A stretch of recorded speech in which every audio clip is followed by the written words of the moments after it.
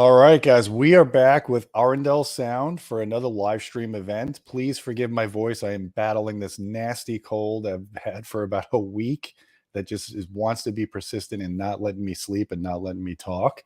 But I'm happy to have Thomas Gonvaldes in here from Arendal Sound. How you doing, Thomas? Doing great, Gene. So good to see you again and good to be back. Absolutely. So we wanted to do, we're doing this once a month with you guys where we're doing little series about your products, about the company Arendal Sound, and answering some questions from our fans. But also, we ran another contest for you guys, a pair of 1961 towers. And I guess we should announce the winner now for all of our fans over here to see who is the lucky winner of these awesome towers. I'm going to share the name of the winner now on the screen here. And his name is Greg June. And he happens to be a Floridian. He's in Kissimmee, Florida, which is not too far from me. So it's awesome to see a local win such an awesome prize like a pair of 1961 towers. So I assume that you guys are reaching out to him as we speak, and you guys will be making the arrangements to ship him those products. Definitely. So it's going to be a early Christmas present for Greg. Congrats, Greg. That's an awesome prize that you got there. Awesome. Or Norwegian Santa Claus. Yeah. Should have dyed my beard white. Right. So, Thomas, let's talk a little bit about the 1961 series of products. They look very similar to the 1723. I guess some people are wondering, what is the difference? Who's the buyer for such a product? What kind of performance can they expect? What kind of engineering trickles down from the 1723 down to the 1961 series? And just overall give us some pointers on those speakers. And then we'll also talk about some setup tips, recommendations, stuff like that. Sure. So, well, first of all, 1961s are kind of on the same thread as the 1723 in terms of premium build quality, premium sound quality. So we've made all our series throughout to have as similar of a timbre between the series as possible. And let me just get into the products in 961 series for a bit. So we have two different subwoofers. We have a sealed subwoofer, a 1961 subwoofer 1S, and we have a vented subwoofer, a 1961 subwoofer 1V. So they both share the same amplifier. It's a 550 watt Avalanche IQ amplifier. It's a powerhouse of an amp in terms of adjustability, and then it has full kind of a overview of what goes on with power inlet throughout the amp stage and on the output, and it senses in real time. So if there's any issue in the power line in the house, or if there should be like a DC component coming in on the inputs on the RCAs, the amp will just immediately shut off all operations and save itself on the driver in such a sense. And then you have full adjustability in terms of PEQs. You can set in individual frequency ranges up and down with gain and Q to really kind of dial into your room. You have crossover with different slopes, subsonic filters. You even have dual inputs for the few that have a full setup, and they have like a cinema, for example, a receiver, and then they have a two-channel amplifier where they want to use the two-channel ones on the same subwoofer as the AVR. And then you can set up on the inputs to trigger whether the sub turns on and goes into active with your AVR or with the music, the stereo source. So it will automatically swap between them depending on how you set the input triggers. Right. And then we have you're looking at the products right there. So we have the tower, which is a vented speaker, really compact. as compact as we could make it, really, with it being vented. And then we have the monitor, center, bookshelf, height, and surround speakers that are all sealed. And they are made as such to be as compact as really possible, so that they would fit better into a living room environment, or for anyone that just wants a smaller frame product, still having great performance and awesome sound quality, really. So what this ends up with the smaller boxes and these smaller products, is that you will need a subwoofer with them. So the whole series is really designed around the thought that you will add a subwoofer there. The only exception. So all of all of the products in the 1961s, they use 5.25-inch woofers. They don't use the 6.5. Well, 5.5 inch actually. 5.5. Yeah. So it's slightly above the normal 5.25. Or kind of a little weird on our driver sizing, just kind of to showing off that we're doing our own things. So we're making them a little off the normal standards. But you're right, they're 5.5 inch for the entire range, and then we're using a 28mm dome tweeter. It's a silk dome on a custom waveguide. And the whole thing with having smaller products and making them basically so that you will kind of have to use a subwoofer with the majority of these products. I mean, for home cinema, you will need a subwoofer in any case, really. So that's kind of a given. The only exception would be the tower, which goes down to about 40 hertz or so. So if you're using that for 2-channel setup, that will work alone. Although we do really recommend using a subwoofer anyways, to get just the full extension down to 20 hertz, which really gives you a different impact of the sound and the overall impression of the music. So when you think about the 1961 series, it's really about scaling, right? Yeah. If you want bigger sound in a bigger room, obviously you want the bigger drivers. You want to go with the 1723, and you got 2 lines there. You get the 6-inch and the 8-inch version, and those products are bigger. They play louder. Of course, they cost more money. Yeah. But sonically speaking, I would think the design goal of the 1961 series should be similar to the 1723, as long as you're not overdriving them in a room that's too big. Yeah, exactly. So, I mean, they are kind of built with a red thread throughout our whole company. So our sound philosophy kind of goes through all the speakers, and that's I think that's a great benefit for those that want to mix and match between the series. You can have a home theater system, and you can use fronts from, for example, 1723 and rear speakers from 961, and you will have a great timbre between the speakers in the full setup. But there is also some advantages to having these smaller boxes. For example, a 2-channel setup, and if you're using a monitor or bookshelf speaker, and you don't have any DSP capability, that's where these really shine. When you're using a sub and you're crossing it over at, say, 80 hertz, and then you have the smaller sealed speakers that will naturally drop off around 70, 80 hertz. So that means you have a perfect match between where you set the crossover frequency on the subwoofer and where the speakers themselves drop off. So that if you're using that with any speaker that has lower extension, and you don't have any ability to set a high pass filter on the speakers, that means that you will overlap in a larger range of the frequency area, and that typically will end up with some phase issues or a bass bump, right? You get a bass bump. Yeah, definitely. So I mean, for anyone that has an integrated amplifier and they don't have a DSP, that's a great way to kind of just to solve this. You can call it an issue, quote unquote, that you don't have the DSP capability of doing what you want with a speaker.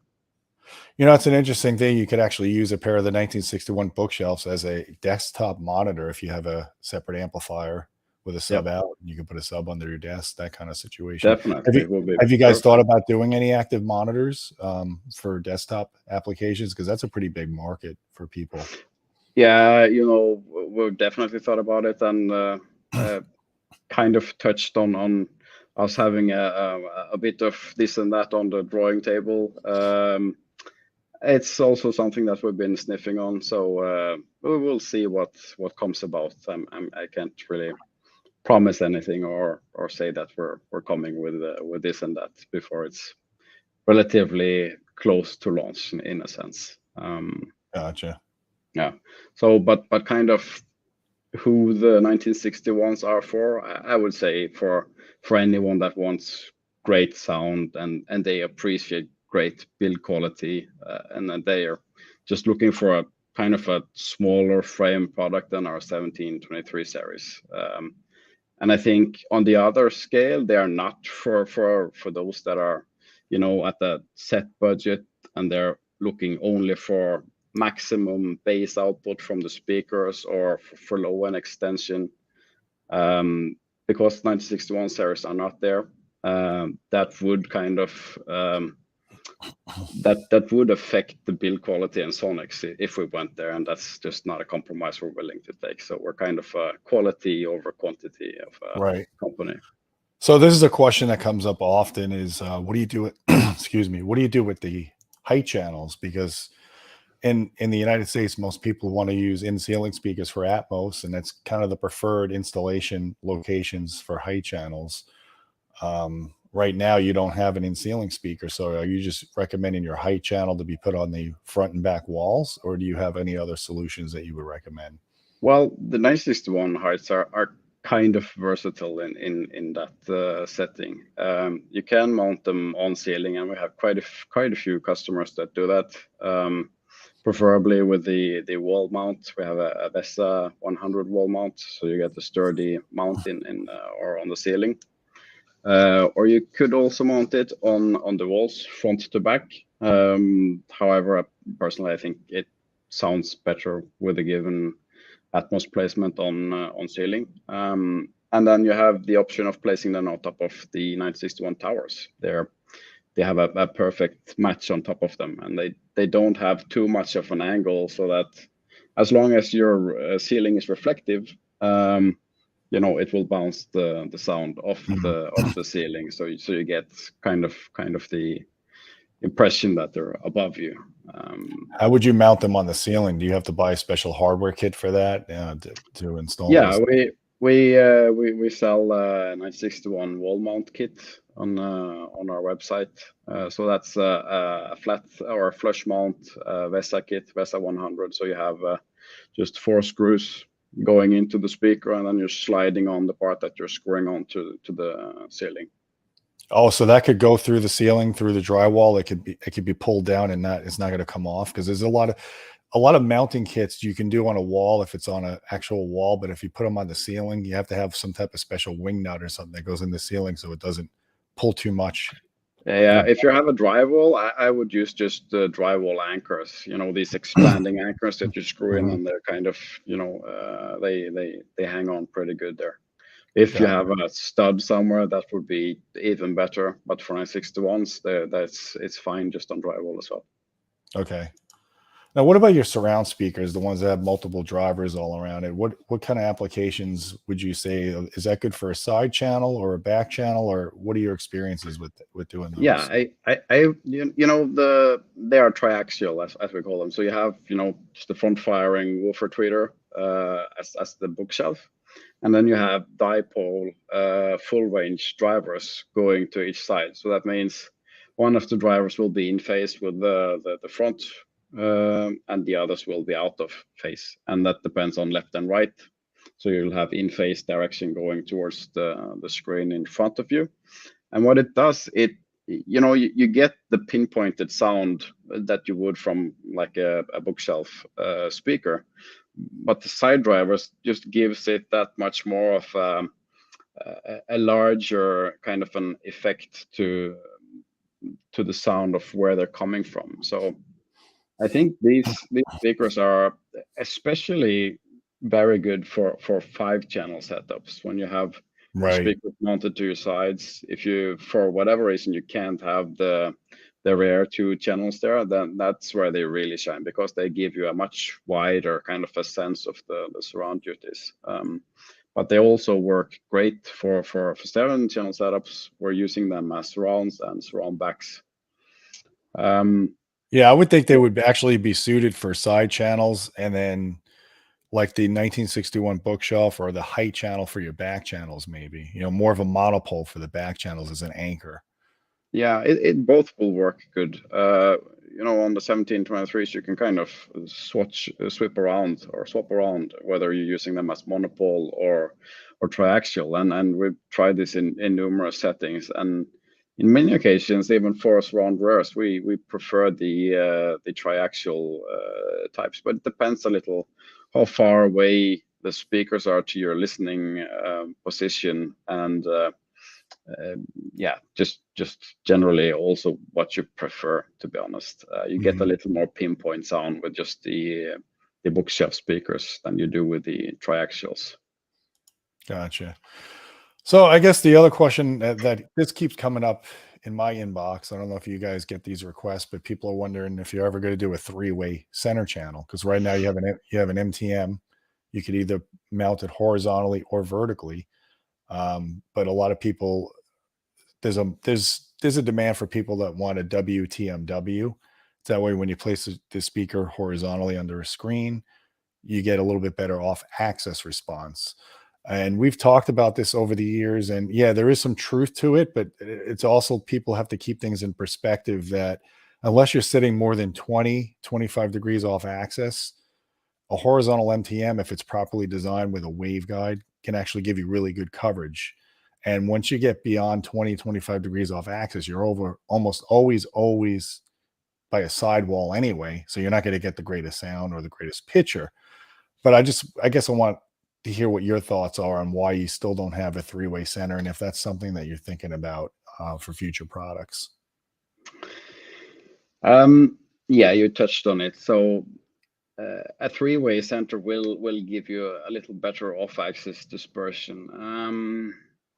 But for us, it's like, we don't want the center channel to dictate the design of the speakers throughout the speaker series. So we'll put more emphasis on the actual sound quality of the entire range, and what we want to achieve with the sound of them, versus just isolated looking at the frequency response or the off-axis response of the center channel. So yeah, we who knows, maybe we will come with a 3-way center, but then that will mean that we also come with a matching tower monitor, and I'm not even sure if there would be a bookshelf speaker in such a setup, because you would need a dedicated mid-range, and we really like doing waveguide designs. So a 3-way with a waveguide means it's going to be one really chunky center speaker. Yeah, for sure. That's for sure. But with the waveguide also, we lower the crossover point, and we squeeze the woofers in really close with the current setups that we have. So if you're sitting that far off axis, I think you're missing out on other things than just the center isolated, in my point of view. Yeah, so there's really two benefits to the waveguide. Number one is you get better directivity matching with your mid-range, so you get much smoother and consistent off axis. But also, like you said, you increase the sensitivity of the low end of the tweeter, gives you more output, so it allows you to cross over to the mid-range at a lower frequency, so you get less phase anomalies. Would you say that's pretty accurate? Yeah, definitely, and you really reduce the distortion also at the lower end of the tweeter range there, because you get so much more output. So you have to really reduce the output from a frequency standpoint, and that just means a lot less dispersion and excursion and stress on the tweeter itself, which then reduces the distortion, and then means you can just play louder, basically. Yep.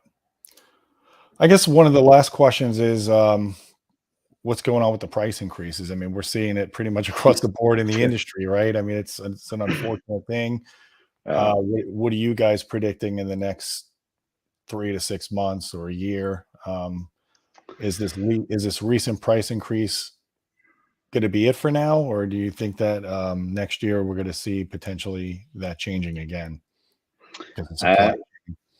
Well, first of all, we're going to have now a price increase on the 1961s, and we haven't touched the pricing since for about 2 years for 1961s. We've really Mhm. held back and really kind of tried to keep the price range that we are in now. So we have gone as lean as we can on all the processes between the production and delivery to the customer's doorstep. So logistics and warehousing, we've kind of pressed our partners as much as we can to keep the pricing where it's at. But the only thing that would keep us from kind of increasing pricing now would be actually skimping on quality on the products, and that's something we would never do. So at the 20th of August, there will be up to 15% increase on the entire 961 range.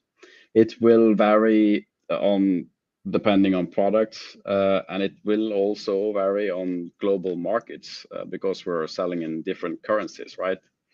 So actually, for the US markets, you guys are the lucky ones. Your Mhm. dollar is so strong now, so that you're having less of an impact with the price increase. But this is inevitable. Over the past few years, prices for everything has just gone through the roof. Labor costs, you have price for raw material. It's just much more expensive, basically producing products, not to mention logistics. So while we are increasing pricing for the 961, we're not just doing that, but we're also giving something on the other end of it. So we currently have a 5-year warranty for our 961 range, and we have a 10-year warranty for our 1723 range. Mhm. So what we're doing with the price increase, we're actually giving you another 5 years on top of the 5 years that's already there. So you're getting a 10-year warranty for the full 961 range, and then 5 years on the electronics for the subwoofers, and not just for new customers. So kind of also another Merry Christmas in advance, but for everyone that bought 1961 speakers in the past, you get 10-year warranty now. Oh, that's great, and the 5-year warranty on the subwoofer plate amp is awesome because I've talked about this before. I think the plate amp on a subwoofer is the least reliable component in home theater. So most companies only give you a year or two on the electronics in a subwoofer amp. So the fact that you're given 5 years really speaks volumes for the quality that you're putting into that box with the amplifier. And and also you offer a 60-day audition period, and that's what's that about? Is that risk free? So if someone buys your product and they don't like it, you guys pay the shipping back up to 60 days, or how does that work? Yeah, well, for the US and EU. So for outside of there will be a slight return fee, but we do offer a 100% risk-free purchase in the US and EU. So there's no cost if you decide to return the products after 60 days or within Awesome. the 60 days. So that's basically risk-free testing speakers and subwoofers in your setup where it actually matters how it sounds. That's like the best test, right? I mean, you can listen to a speaker in a showroom, but the acoustical environment is completely different. And then you take it Yeah, home. Yeah, it's really great if you could test it at home and spend time with the product. yeah, definitely.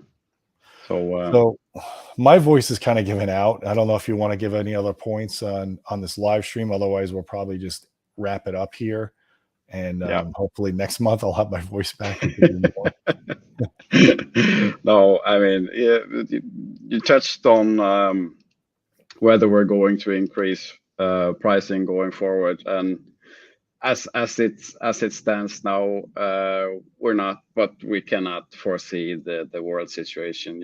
If if things go completely south in terms of pricing on cost of raw materials and whatever, we'll have to do something. But we have no plans of doing any near price increases. So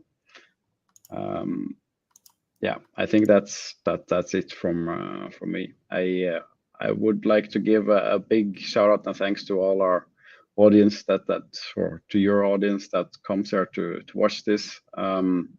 And I hope for you to get better, Gene. So yeah, appreciate that. And again, congrats to Greg for winning the 1961 Towers. And hopefully you guys will consider doing another one of those contests and another live stream so more of our audience can get exposure to your great products.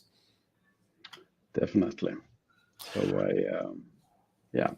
All right, guys. Well, Merry Christmas to everybody. If we don't talk again, and until then, and it's always a pleasure to have you guys on, talk about your products. I want to get you on the spot and talk about future products in the next live stream. I'm holding you down to it because people are asking me, and I don't know anything. So yeah. we always want to know what's going on. We'll see you next time, Gene. Awesome. All right, guys. Well, that's a wrap. Don't forget about our Patreon channel at patreon.com/Audioholics. We appreciate your support. You get direct access to me while I could talk. If you want to suggest video topics or ask questions. Merry Christmas, everyone. And until next time, my friends, keep listening.